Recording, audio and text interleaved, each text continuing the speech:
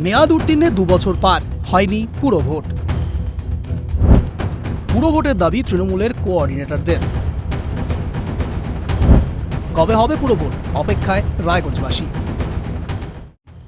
উত্তর দিনাজপুর জেলার রায়গঞ্জ পুরসভা 27টি ওয়ার্ড নিয়ে গঠিত। এই পুরসভায় শেষবার ভোট হয়েছিল 2017 সালে।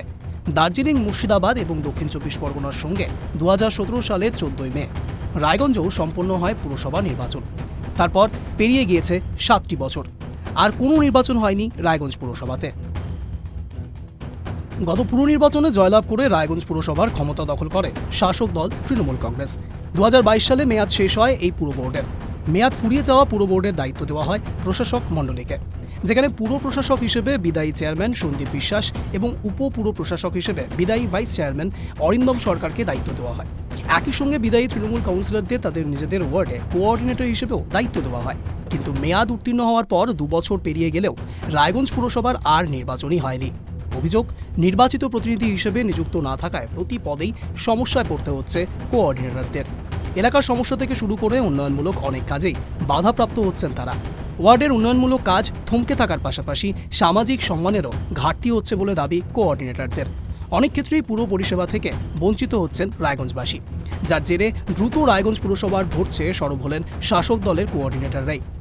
এখন যেহেতু বোর্ড অফ অ্যাডমিনিস্ট্রেটর, তো সেখানে তাদের অভাব অভিযোগ, আমাদের অভাব অভিযোগ সেখানে তো যেতে পারছি না, সেখানে বিওএ হচ্ছে।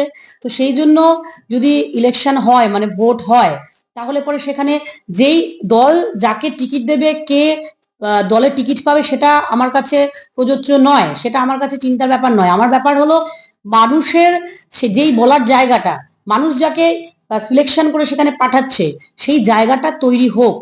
সেই জন্য পৌরসভায় ভোটটা হওয়া প্রচন্ডভাবে আমার মনে হয় যে জরুরি রয়েছে।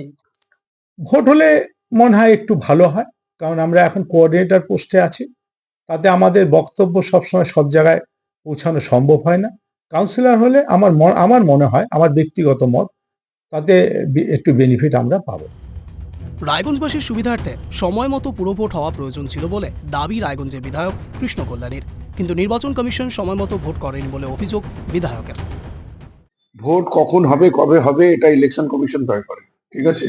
এখন ইলেকশন কমিশন এই ব্যাপারটা নিশ্চিত দেখছেন। হ্যাঁ, যেহেতু এটা ইলেকশন কমিশন তয় করে, এই ব্যাপারটা আমার বলাটা সঠিক হবে না। হ্যাঁ, তবে সবকিছু সময় মতো হওয়াটা ভালো, এটুকু আমি বলতে পারি। হ্যাঁ, তো এটা ইলেকশন কমিশনের বিষয় আছে, ওনারা নির্ণয় নেবেন।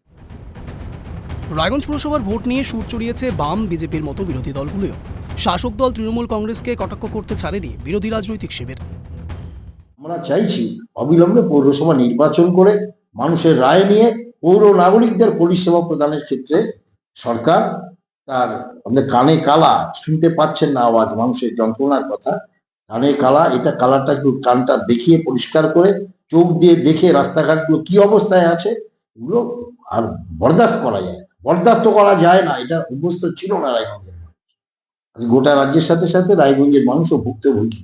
এই অবস্থার অবসান হওয়া দরকার, অবিলম্বে নির্বাচন করা দরকার এবং জনগণের রায় নিয়ে স্বচ্ছ পৌর বোর্ড গঠন হোক, এটাই আমরা বামফ্রন্টের পক্ষ থেকে চাই, সিপিআইএম দলের পক্ষ থেকে চাই।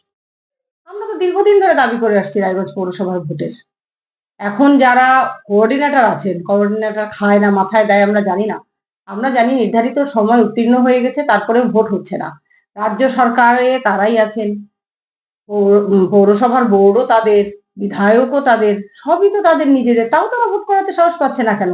কারণ প্রশাসকরাই সব খাচ্ছে, কোঅর্ডিনেটরদের ভাগে কম পড়ে গেল, যার জন্য কোঅর্ডিনেটররাই এখন চাচ্ছে ভোট হোক। ভোট করানোর সাহস আছে?